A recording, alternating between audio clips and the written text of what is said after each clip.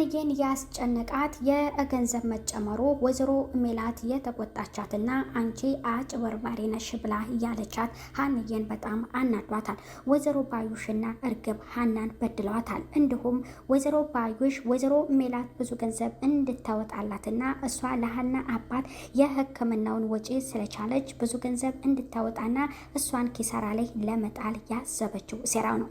ሀና እያየች ዝም ብላ ዝም ከምትል ካሁን በፊት ቤተክርስቲያን ሲሄዱ ወይዘሮ ባዩሽና እርግብን አይታለችና ይህንን ጠርጥራ ፎቶ አንስታ አሳልፋ ለጓደኞቿ መስጠት ነበረበት። እነሱም ደግሞ እውነቱን ይደርሱበት ነበር። ለአሲር ብትሰጥ እንዲሁም ለሰላም ብትሰጥ ይህን ያህል አትጎዳም ነበር። ሀና ዝም ብላ ከማልቀስና ከመጨነቅ ሌላ ምንም ያመጣችው ነገር የለም።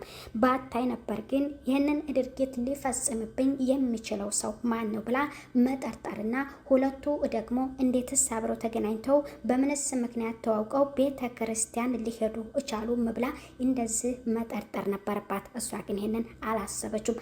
አሲር ግን ደርሶበታል። ልትበሏት አስባችሁ ነዋ ገንዘቡን እሷ እንደምትከፍለው ብሎ ለዶክተሩ ነግሮታል። ዶክተሩ ደግሞ እኔ ስራዬን በታማኝነት ነው የምሰራው ሲል ለአሲር ነግሮታል። አሲር ግን ጠርጥሯል። ምክንያቱም እናንተ ምን አስጨነቃችሁ ገንዘቡን የሚከፍለው ሌላ ሰው ነው ስላለ እዚህ ጋር የመጭበርበር ድርጊትም እንዳለበትም ተረቷል። ያንን ነገር ግን አሳልፎ ለሰላም ነግሯታል። ሰላም ጤና ይስጥልኝ ውድ የተከበራችሁ የዚህ ዩቲዩብ ቻናል ተከታይ ሆናችሁ ቤተሰብ በሙሉ በያላችሁበት ሰላማችሁ በዘት ተረፍረፍ ይበል። በክፍል 48 እንዳየነው ሀና በጣም ተበድላና እያለቀሰች እውነቱን ላስረዳሽም ብትላት ወይዘሮ ሜላት አንቺ አጭበርባሪ ነሽ፣ ይህን ያህል ገንዘብ እኔ በጭራሽ ልከፍልም አልችልም፣ እየወሰድሽ መድኃኒቱን ትሸጫለሽም ብላት ገላምጣታለች። እውነቱን ላስረዳሽ ብላ ወረቀቱንም እንዳየችው ስህተት እንዳለበትና እንደተጭበረበረ ከአሁን በፊትም ሙያው እንደነበራትም ስለምታውቅ እንዴት ያ ስህተት እንደተፈጠረም አይታለች። ያንን ገንዘብ ግን ማን ነው ያን ያክል ገንዘብ እንዲወጣ ያደረገው ብለው ሁለቱም ሊገምቱ አልቻሉም። ወይዘሮ ሜላትም እርግጠኛ ሳትሆን ወደ ቤት መታ ልጅ ነሽ ባለቻት በሷ እርግጠኛ ሆና አምና ተቀብላ ከሷ ጎን ሆና ነው። ሀናን ገና የዲኤንኤ ውጤት እንኳን ሳይታወቅባት ሀናን በጣም እየበደለቻትና እየገላመጠቻት ኪሳራ ላይ የጣለችኝና እሷ ዘንድሮ ልታሳብደኝ ነው እያለች እያመነጫጨቀቻት ያለችው ሀንዬን ነው። ሀና ደግሞ ዝም ብላ ከማልቀስ ሌላና እሷን ወይዘሮ ሜላትንም ስህተት ነው እያለች ከመናገር ሌላ ምንም ልታስረዳ አልቻለችም። እውነቱን ባይኗ በብረቱ አይታለች። ሁለቱ ተገናኝተው ቤተክርስቲያን እንዴት ሄዱ ይህንንም ጠንቅቃ አይታለችና ወደ ስራ ስትመለስ ነበር እያየችው ከአሲር ጋር ቆማ።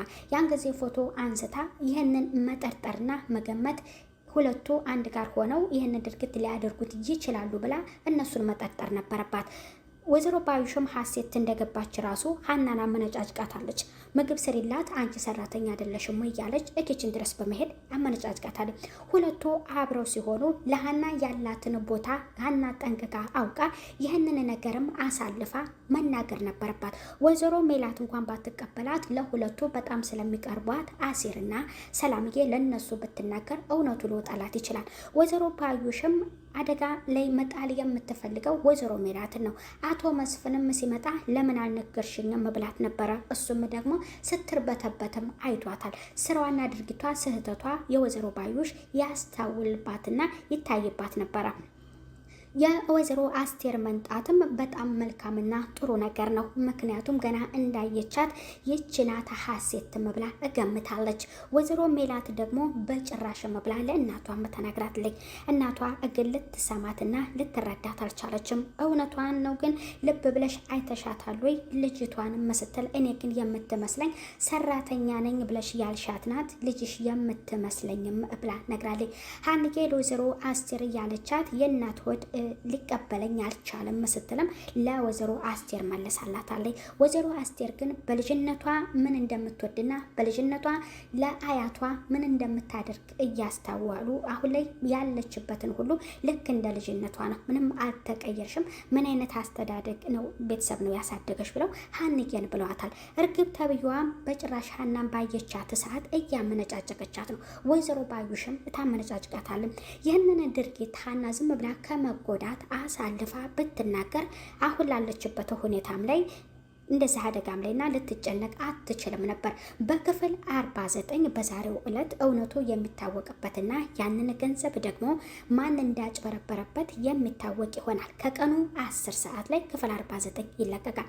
አሲርም ለዶክተሩ እንደነገረው ገንዘቡ እናንተ አይደላችሁም የምትከፍሉት ከፋዩ ሌላ ነው ብሎ ሲነግረው ልትበሉ ነዋ ብሎ አስጠንቅቆታል። ወደ ዶክተሩ ጋርም ሄዶ ትክክለኛውን ከነገረው በኋላ ወደ ፋዘርም ጋር ዶክተሩ ሄዶ ነበር። ለእሳቸው ከነገራቸውና እሳቸው ያሉበትን ጤንነት ካስረዳ በኋላ ቀጣዩ ሕክምና ትንሽ እንደሚከብድና ከእርሶ በላይ ልጅቷን ማጠንከር እንዳለባችሁ ብሎ ሲናገር እሷን ያስጨነቃት የሰሞኑ ጉዳይ ብሎ ለእሳቸው ሲናገር ኖላዊ ደግሞ ምንድነው ልጄ ምንድነው ያስጨነቃት ነገር እያሉ ደንግጠው ለዶክተሩ ሲነግሩት ድንገት አሲር ገብቶ ነበረ። ድርጊቱንና ሌብነቱን አሲር ስለሚያውቅበት ስለደረሰበት ደንግጦ ነበረ። ያንንም ነገር ሳይጨርሰው ነበር እየወጣው። አሲር ለማጣራት ስለሞከረ እውነቱን ለፋዘር ሊናገር አልቻለም። ያ ገንዘብን ያስጨመረውና ያስበረበረው ወይዘሮ ባዩሽ ጓደኛዋና እንዲሁም ደግሞ ልጅ ነኝ ብላ በውሸት ቤት ድረስ መታ ግግም ባለችው በእርግብ ነው የድርጊት እየተፈጸመው። ወይዘሮ ሜላትም ትክክለኛውን ውጤትና ምርመራውን ሳታቅ ዝም ብላ በገስ ይችናት ልጄ ብላ አምና መቀበሏ ይሄ ስህተት ነው። ምክንያቱም ውጤቱ ሳይወጣ ገና የምርመራ ውጤቱ ሳይታወቅ በዚህ መልክ ሀንዬን እንደዚህ መገላመጥና ያቺ ቤት ብላ ድረስ ልጅ ነኝ ብላ የመጣችውን አምኖ መቀበል አግባብ አይደለም። እዚህ ጋር ስህተት ነው። የዲኤንኤ ውጤት እንኳን ትክክል ቢሆን ወላጆቿ ወይዘሮ ሜላት ብትሆንም ኖላዊ በጭራሽ አሳልፈው ሊሰጡ አይችሉም። ወይዘሮ ሜላት ጋር ያለው ፎቶና አቶ ኖላዊ ጋር ያለው ፎቶ የተመሳሰለ ፎቶ ነው። አያቷ መግባታቸውም ትክክል ነው። ያንን ፎቶም አያቷ አይተውታል። ወይዘሮ አስቴር እውነቱን እሳቸው ደርሰውበታል። ምን አይነት ዘመን ላይ ነው የደረስነው? ልጄን አታለልሻትም ብለው ለእርግብ ነግሯታል። እርግብ ደግሞ ግግም ብላ እኔ ነኝም ብላ ተናግራለኝ። ምናሴም እዚህ ጋር ሀንዬን እንግዲህ እንደማትዋሽና ለአባቷ አይደለም የሰው ገንዘብ አጭበርብራ ልትወስድ በአባቷ ሕክምና ደረጃ ላይ የማንንም ገንዘብ እንደማትፈልግና እርዳታ እንደማትፈልግ ለወይዘሮ አስቴር ነግሯቸዋል ማለት ነው። አሲር እውነት ዶክተሩ ይዞታል። ምክንያቱም እውነት ከሱ ጋር ትክክለኛውን ነገር ነግሮታል። ዶክተሩም ደንግጧል። ስራዬን ነው የምሰራው ብሎ ቢናገርም ይህ ጋር ስህተት እንደሆነና እናንተ አይደላችሁም ለምን ያሳስባችኋል ገንዘቡን የምትከፍሉ ሌላ ሰው ናት ምስል ነግሮታል። እዚህ ጋር ልትበሏት ነው ወይ ብሎም እውነቱን እንግዲህ ፍርጥ አድርጎ ነግሮታል። ያንንም የሀና ምን እንደቀየራትና እንደዚህ የተጨነቀችበትን ሰላምም ለማጣራት ወደ አሲር ሄዳ ነበር። እሱም እውነቱን ሲነግራትም ለካ እናቴ ሊበላት ነው እውነቱን እሷ ትደርስበታለችም ብላ ያንን ከአሲር እውነቱን ሰምታ ወደ እናቷ ቤት ሄዳለች። እናቲቱ ደግሞ እናንተ ናችሁ እንደዚህ ልታደርጉኝ የቻላችሁት እሷ እኔ ልታሳብደኝ ነው እያለች ስትናገር ነበር። ወይዘሮ አስቴርም ራስሽን ትንሽ እስኪ አስቢ፣ ምን ሆነሻል? ከመስፍንም ጋር ራሱ ተጣልተው አንድ ጋር ለመኖር እንኳን የማትፈልግ ናት ወይዘሮ ባዩሽ። ይህን ድርጊት በትዳሯ እንዳትደሰትና አብረው ሁሉ እንዳይኖሩ የምታደርገው የገዛ ልጇንም እንደማትቀበላትና እንዳትቀበላት እያደረገችው ወይዘሮ ባዩሽ ስራ ነው። እውነቱ ሲጋለጥባቸው ምን ይሆኑ ይሆን? ግን የሀና ትዕግስትና ዝም ብላ መጎዳቷ ዝጋ መልካምና ጥሩ አይደለም። አላየቻቸው ቢሆን መልካም ነበር። አይታቸዋለች፣ መጠርጠር ነበርባት።